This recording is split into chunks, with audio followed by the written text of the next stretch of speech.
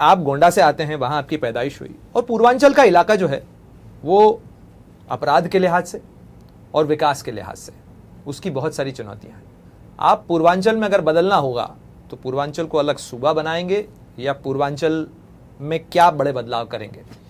मैं सिर्फ एक बदलाव करूंगा। मेरा मानना यह है कि जिस समाज की सोचने की क्षमता अच्छी हो जाएगी वो समाज खुद अच्छा होता चला जाएगा। उसका मैं एक बहुत बड़ा उदाहरण हूं। संत लोगों की संगत में आया, गुरु लोगों की संगत में आया और जिंदगी ने पूरा 360 डिग्री टर्न मार दिया। सिर्फ एक बदलाव करूंगा, वो है शिक्षा।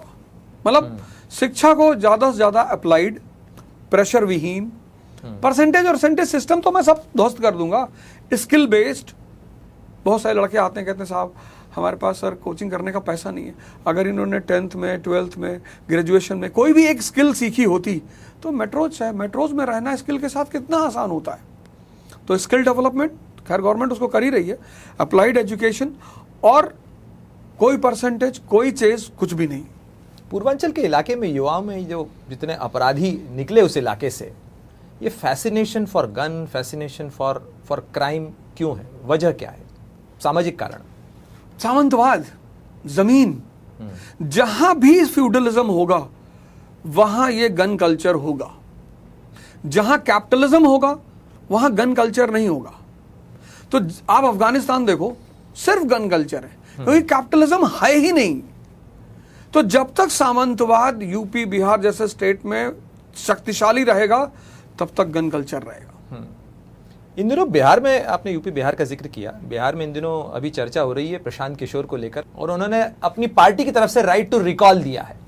आप एक राजनीतिक इतिहास के शिक्षक और राजनीतिक चिंतक होने के नाते सही मानते हैं ये होना चाहिए व्यापक स्तर पर?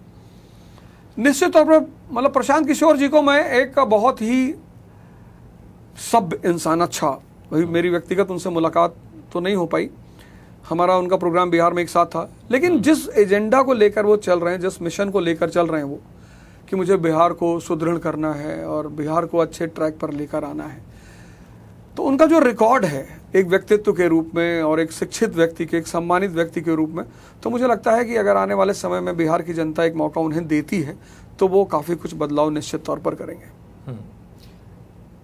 भारत के नेताओं के तौर पर, भारत का फ्यूचर लीडर, क्योंकि आपके जो बहुत सारे बयान हैं वो वायरल होते रहते हैं और उसको राजनीतिक सुविधा के अनुसार इस्तेमाल किया जाता है। आपने भी देखा ही होगा कि आप कभी मोदी डायनेस्टी को लेकर कुछ कहते हैं, उसके आगे पीछे का मुझे नहीं कंटेक्स्ट पता, लेकिन वो बहुत वायरल हुआ।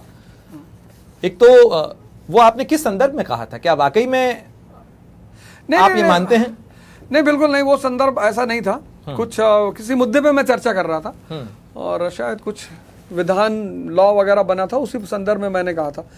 मतलब एक तंज मैंने किया था कि मोदी जी को अब कुछ नहीं सोचना चाहिए, अब विलंब के ही कारण स्वामी, कि आप देर किस बात की है, आप इस देश की सत्ता पे विराजमान है, आपको पता है चीजें बिगड़ी हुई हैं, ऑपरेशन करना ही पड़ेगा। तो मेरा कहना था कि अब वो किस चीज के लिए वेट कर रहे हैं, उस संदर्भ में मैंने कहा था।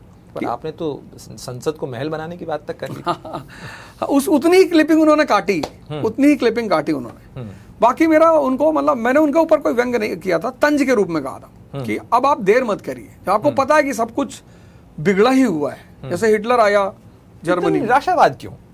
नहीं, निराशावाद नहीं है। कहते हैं ना, डिस्ट्रक्शन जब होता है तब बहुत बड़े पैमाने पर कंस्ट्रक्शन होता है। ये काम हिटलर ने किया। आज जो जर्मनी आप देख रहे हो ना, वो हिटलर की देन है। जितनी कुरीतियां, विसंगतियां, जो भी था, मतलब उसने जर्मनी को यह सिखाया कि अगर सही ढंग से नहीं चलोगे तो मेरे जैसा कोई हिटलर फिर पैदा हो जाएगा। कुछ लोग जिंदगी में आपको ये सिखाते हैं कि क्या नहीं करना है, क्या नहीं करना है। एग्जैक्टली। कुछ बीमारियां होती है ना जिनको आप दवा से ठीक ही नहीं कर सकते। अगर आप ये वीडियो YouTube पर देख रहे हैं तो हमारे चैनल को सब्सक्राइब करें और बेल आइकन को दबाना ना भूलें। अगर आप Facebook पर ये वीडियो देख रहे हैं तो हमारे पेज को लाइक करें।